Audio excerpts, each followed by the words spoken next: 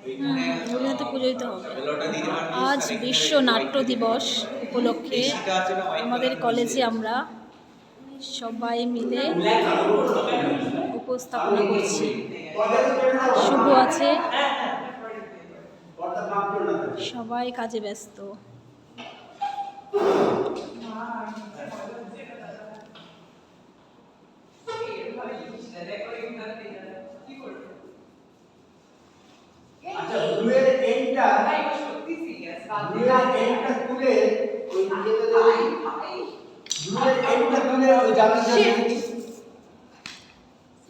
জানলার উপরে দিয়ে দিবি